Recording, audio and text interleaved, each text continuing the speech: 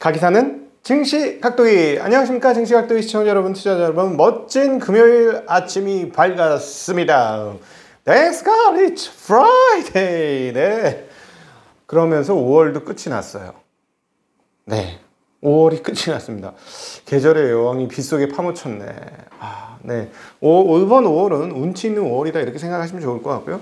사실 비 올 때는 차를 마시면, 그리고 약간 따뜻한 차를 마시면 참 기분이 좋죠. 그렇게 지금 비 오는 날을 한번 즐겨보시면 어떨까 싶습니다. 급하게 테이크아웃으로 들고 다니면서 나오면서 먹지 말고 약간 창가에서, 사무실에서도 약간 창 쪽으로 가서 이렇게 커피 한 잔 마셔보시면 어떨까 싶습니다.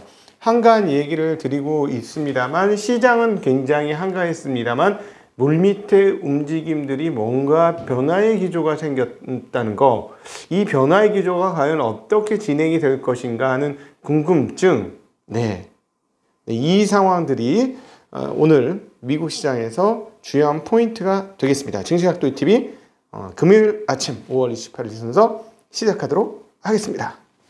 네, 이번 제가 오늘 사실 약간 되게 피곤해요. 왜냐하면 어제 아주 늦게까지 김필수 교수님하고 대담을 했어요. 이 건이 빠르면 한 건 정도는 주말에 올라갈 가능성이 있고요.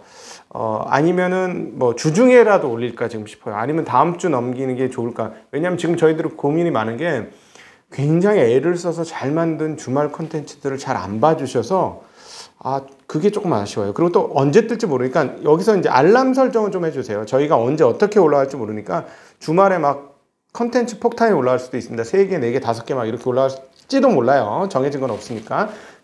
이 알람 설정을 좀 해주시기를 부탁드리도록 하겠습니다. 그리고 저희가 기분 날 때 하고 여유가 생기고 정신이 차려지고 그럴 때마다 댓글 이벤트는 계속 좀 할 수 있도록 하겠습니다. 사실 댓글 이벤트가 어려운 건 아닌데 그 프로세싱을 해드리는 만큼 우리가 여유가 좀 없어서, 사실 우리 마음으로 그냥 빵빵 해드리고 싶어. 근데 그게 조금 여유가 없어서 자주 못한다는 사실을, 상품이 없진 않아요. 상품도 있어. 근데 그 이해를 좀 해주시길 부탁드리겠습니다. 자, 그러면 오늘 눈에 가장 띄는 부분은, 우리나라 입장에서는, 한국 사람들 입장에서 눈에 가장 띄는 거는 위험 선호가 나타났는데 아시아 통화가 강세라는 점이에요.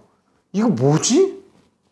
그럼 결국 어제 오후에 얘기했던 거의 연장선이죠. 미중 무역 협상이 뭔가 1단계에 관련된 이야기도 하면서 이야기가 되고 있잖아요. 이 부분과 관련된 썸띵이 뭐가 있는 듯해. 서로 적진을 서로 죽여 살려 막 이러는 것 같지만 서로 주고받는 뭐가 있는 거 아니야? 하는 그런 생각을 하게 만들더라는 거죠. 자, 오늘 보면 일본은 어쩔? 일본 어쩔? 물론 일본과 한국과 중국과 공이 통화 약세가 국가 경제에는 좋습니다. 뭐 이렇게 국가의 위상 뭐 이런 거는 나중에 뭐 따진다고 해도 일단은 좋아요. 자, 일본 엔화가 똥화가 되고 있는 분위기로 자꾸 넘어가고 있어요. 오늘 모든 통화를 헷갈리게 만든 게 엔화예요. 왜냐하면 유로 달러가 그냥 보합이야. 사실상 그냥 보합이고, 아시아 통화가 강세인데 뚱딴지같이 기축적 역할을 해주는 엔화. 그러니까 통화가 상대적으로, 이게 되게 상대적인 운동 아니겠어요? 이건 마치 이런 거지. 나는 그를 좋아하는데 그는 쟤를 좋아해. 그런데 쟤는 또 나를 좋아해. 뭐 이렇게 서로 막 삼각, 사각 이렇게 관계니까 뭔가 이렇게 딱딱 맞아 떨어지는 게 없죠. 통화라는 건 전부 상대적인 것일 뿐이야. 절대적인 어떤 썸띵이 전혀 없다. 이게 통화가 어려워. 환이 어려운 점은 기준이 없어요. 기준점. 근데 그나마 기준이라고 생각하고 하는 게 뭐냐면 달러, 그 다음에 유로, 엔, 파운드 뭐 이런 것들이, 뭐 조금 더 가면 스위스 프랑 뭐 이런 것들인데요. 오늘 보면 뭐 달러 엄청 강세야? 라고 생각이 들죠. 왜냐하면 엔화 대비로 0.57%나 올랐으니까. 근데 엔화가 유로화에 대해서 0.64%나 떨어졌어. 그 무슨 말이야? 달러, 유로는 약간 유로 강세. 약간 안 보여. 자세히 봐야 돼. 자세히 봐야 보이는 이런 유로 강세가 나타났는데, 엔화 대비로는 엄청난 강세를 보이는 거죠. 완전 강세였어요. 그리고 와, 웬일 강세 했는데 위안화하고 다른 통화들, 즉 아시아권 영향력 있는 통화들이면 뉴질랜드, 호주 이런 데는 달러 대비 강세예요. 그러니까 어떻게 묶이냐면 위안화, 호주 달러, 뉴질랜드, 그다음에 원화까지 하나로 뭉탱이로 뭉치고 아시아에서 갈라파고스, 일본은 엔화도 갈라파고스 혼자 약세야. 자, 그런데 이 부분이 일본하고 경쟁하는 업종한테 안 좋다는 거, 여러분. 그래서 이 부분에 대해서 가장 타격을 많이 입는 거는 결국 자동차일 거예요. 근데 이 부분에 대해서도 김필수 교수하고 저하고 대담을 했어요. 이걸 도대체 어떻게 봐야 되느냐? 현대차 과연 지금 점유율 10%, 현대, 기아, 미국의 점유율 10% 됐는데 이걸 과연 진짜 어떻게 봐야 되는지 해서 솔직한 토크들을 꽤나 오랜 시간, 이 남자들의 수다예요. 이게 여자들의 수다하고 좀 다른 남자들의 수다. 남자들의 수다가 길어지는 구간이 있거든. 그런 토픽이 있어요. 그래서 이 자동차 얘기를 하니까 15분만 하려고 그랬는데 막 2배, 3배 막 길어지는 거야. 이렇게. 그거 하여튼 뭐 재미난 얘기니까 알람 신청해 넣으시면 언젠가 뜨면 보시면 될 것 같습니다. 아주 재밌어요. 진짜 재밌고, 이렇게 보시면 돼요. 애널리스트하고는 좀 차원이 달라요. 근데 그분은 테크니션이잖아. 테크니션이고 공학도잖아. 공학도 입장에서 보는 자동차를 제가 가지고 그걸 금융시장의 눈으로 한번 해석해요. 금융과 테크의 콜라보. 이거지, 이거. 게다가 저는 실전 투자자잖아. 이론가가 아니잖아. 이게 두 개가 딱 붙으니까 재밌어. 네, 기대해 주시고요. 그래서 지금 엔화가 이렇게 되는 걸 과연 어떻게 봐야 될 거냐 하는데, 일단은 가장 큰 영향력이 있을 수 있는 주요 이슈라고 하면 미중 무역 지금 협상 되잖아요. 캐서린 타이 USTR 대표하고 요 부총리하고 통화했다는 얘기 어제도 말씀드렸잖아요. 그래서 이것과 관련된 것이냐가 가장 관심 있는 내용이에요. 그래서 위안화가 계속 강세가 될 것인지 여부가 진짜 앞으로 금융시장에서 꽤 중요하지 않을까. 위안화 지금 장중에 얼마까지 떨어졌는지 아세요? 그러니까 강세였는지 아세요? 6.366까지 떨어졌어요. 6.37이긴 한데 지금은 다시 6.366까지 장중에 떨어지면서 역이긴 하지만 그래서 오늘 그 역내 환율을 어떤 식으로 설정을 할지, 그래서 이게 다시 올라갈지 이 여부도 상당히 중요하면서 근데 지금 6.5가 일종의 넥라인이라고 과거에 말씀드렸던 기억이 나요. 오랫동안 들으셨던 기억 나죠? 이거 지키려고 노력하는 것 같다는데 그게 깨지면서부터 줄줄줄 흘러내려. 이거는 모종의 뭐냐면 중국 애들이 뭔가 받아들이는 썸띵이 있는 가능성이 있어요. 지금 뭔가. 그래서 중국의 정책적인 변화가 수출이 이미 잘 되잖아. 지금 잘 되니까 아니야, 우린 내수로 가야 돼. 자, 그러니까 위안화 강세로 해서 수입 물품 낮추면서 내수 활성화 쪽으로 하고, 그다음 위안화 가진 사람들의 구매력을 좀 높여주는 그런 방향 쪽으로 방향을 틀었는지 여부, 이게 좀 잘 모르겠어요. 그래서 이게 지금 어떻게 가는지에 따라서 달라지는데, 그러면서 지금 중국에서 나타나는 현상은 뭐죠? 외국인들의 중국 매수가 상당히 가열차게 이루어지고 있는 게 연속적으로 이루어지고 있다는 거죠. 근데 한국은 왜 안 사는데? 한국 많이 샀기 때문에 비중이 너무 높아서 그 차이가 있습니다. 한국은 지금 전 세계 어떤 나라에서도 비교할 수 없을 정도로 외국인 비중이 높은 편인 거죠.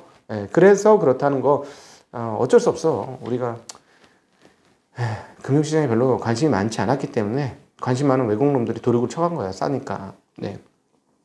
어쨌든 그렇습니다. 자, 이제 그래서 이런 부분들이 과연 어떻게 펼쳐질 것인지가 상당히 앞으로 중요하다라는 말씀 드리고 싶고요. 오늘은 그런데 이런 주요 포인트들, 채권 금리가 다시 상승하면서 채권 가격이 약세가 됐고요. 유가는 연중 최고치를 경신하고 있고요. 그립값은 다시 재상승하고 있고, 빅테크 주식들은 페이스북을 제외하고 전부 약세였는데 반도체 관련주들은 강세였다라는 거, 그리고 전통주들이 강세였고 다우가 강세였다라는 거, 은행, 여행, 컨택 같은 쪽이 올랐다라는 게 가장 특징적인 흐름이다 라고 간단히 말씀드리면서 지수 한번 말씀드리면 S&P 500은 0.12% 올라서 4200.88, 다우존스는 0.41% 올라서 34464.64, 나스닥 종합지수는 0.02% 떨어지면서 13736.28, 러셀 2000 많이 올랐어요. 1.07% 올라가면서 2273을 기록을 했고, 그 금값은 소폭 밀렸지만 다시 올라가고 애를 쓰고 있는데 1897.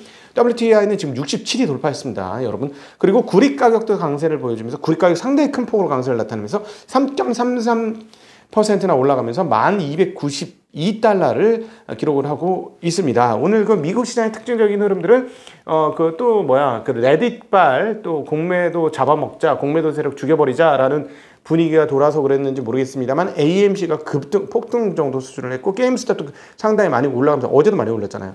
이뤄가면서 그 스퀴즈, 그 공매도 스퀴즈를 발생시키는 이것도 하나의 새로운 흐름이네요. 개인들의 힘을 합쳐서 막 이렇게 하면서 그 분위기 확 타는 이런 흐름들이 나왔다라는 거. 그런데 오늘 주요한 다른 외국 시황 정리하는 분들이 많이 이야기할 이 얘기를 아직까지 안 했는데 그래도 해야 되겠지. 주간 신규 실업 보험 청구자 수가 줄었습니다.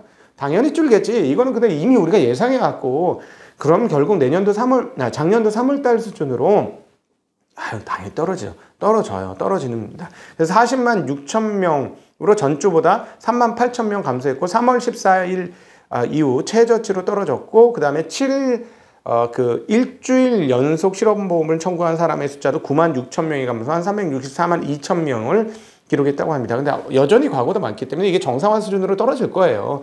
충분히 그렇게 보여주고요. 미국 상무부가 1분기 국내 총생산 GDP 성장률 잠정치를 연율로 6.4%로 집계했습니다. 과거보다 조금 약간 굉장히 높지만 약간 가라앉는 분위기가 나타나고 있습니다. 자, 오늘 발언들 한번 살펴봤는데 옐런 미 재무장관의 발언이 있었어요. 굉장히 중요한 인물이죠. 자, 인플레이션이 연말까지 이렇게 지속했다가 낮아진다라는 톤의 이야기를 했습니다. 지금 인플레이션은 코로나 유행과 공급망 병목 현상과 관련된 지출 변화에 따른 가격 변동에 의한 것이다라고 얘기했는데 이건 동감. 자, 왜냐면 지금 상선이 지금 난리가 났고 갑자기 안 사던 거 한꺼번에 다 사니까 쉽게 얘기하면 이거예요. 마스크를 띄웠을 때 립스틱이 어떻게 될까? 폭발하겠지. 폭발할 거야. 안 쓰던 립스틱 하나 더 쓰고 싶고 색깔 하나 더 할지.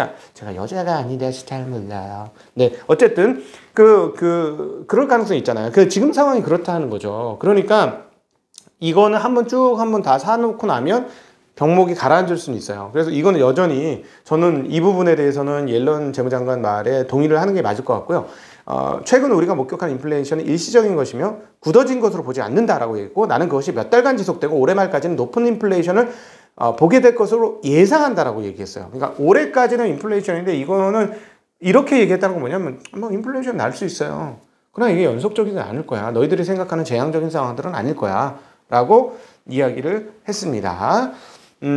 그리고 또 하나 무슨 얘기를 했냐면 아주 중요한 얘기라고 생각을 하는데 이거 하원세출위원회 산하 금융서비스 일반 정부 소위원회 청문회에 출석해서 이렇게 얘기했습니다. 정부가 10년 이상 뒤떨어진 예산으로 운용되고 있다며 더 공격적으로 지출을 확대해야 한다고 연사는 주장합니다라고 이렇게 얘기했어요. 그러면서 지금 뉴스가 타전되는 건 바이든 행정부가 2021년 예산으로 6조 달러, 5조 달러 되잖아요. 확 6조 달러의 그 예산안을 발표할 것이다라는 얘기가 지금 나오고 있다라는 사실입니다. 자, 통화량은 어떻다? 일단 고다. 계속 나온다라는 것이죠. 자, 그러면 시장은 언제 어떻게 테이퍼링 또는 금리 인상이 가시화된다고 생각될 때 한 번씩 빠졌다가 또 괜찮아졌다가 그게 생각나면 오빠 생각나면 마음이 흔들렸다가 아니면 다시 일상으로 돌아갔다가 오빠 생각나면 마음이 흔들렸다가 다시 일상으로 돌아갔다가 언니 생각하면 마음이 흔들렸다가 일상으로 돌아갔다가 그렇게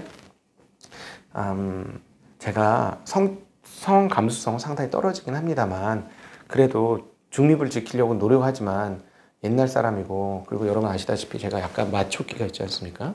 마초기가 있으니까 그 부분을 조금만 이해해 주십시오. 제가 너무 남자 입장에서 이렇게 그 예화를 들거나 이런 걸 한다라고 하실 수가 있는데 이렇게 하시면 돼요. 저 새끼 원래 좀 그런 놈이야. 이라고 생각하시면서 봐주시기를 저는 부탁을 드립니다. 네, 하여튼 시장은 그런 흐름들을 반복적으로 계속할 것이다라고 보시는 게 신상에 이로울 것 같습니다. 그러니까 제가 드리는 말씀은 잔파도에 흔들리지 말자라는 말씀을 다시 한번 드리고 싶습니다. 자, 로버트 카플란, 댈러스 연은 총재, 지금 연은 총재들 중에 가장 매파죠. 이분께서 또다시 한마디 하셨습니다. MBC와의 인터뷰에서 연준이 자산 매입 프로그램을 단계적으로 축소하는 테이퍼링 논의를 일찌감치 하기를 원한다라고 이야기하셨습니다. 자, 그리고 지금 인프라 법안 1조 7천억까지 1조 7천억 달러까지 지금 줄였는데요. 민주당이 지금 상원에서 얼마짜리가 나왔냐면 9,280억 달러짜리의 인프라 투자 법안이 공개되었습니다. 자, 7,700억 차의 격차가 있습니다. 좁히려면 시간 좀 걸려요. 좁히려면 시간이 좀 걸릴 것으로 예상이 되어집니다. 필라델피아 반도체 지수는 0.58% 오르면서 마감을 했습니다. 빅테크를 제외한 주요 기술주들이 상승을 했고 항공 여행주도 여전히 나쁘지 않은 모습을 보여주었습니다. 긴 시간 함께 해주셔서 진심으로 감사드리고 말이 좀 빠르네요. 느리게 듣는 방법도 있을까? 0.9로 네. 그런 방법은 없는 듯 합니다. 네, 여러분 오늘 정말 즐거운 금요일이고요. 제 느낌상 외국인들의 중국 시장 매수는 지속될 것 같습니다. 환율을 바꾼데 근데 한국은 왜 안 사?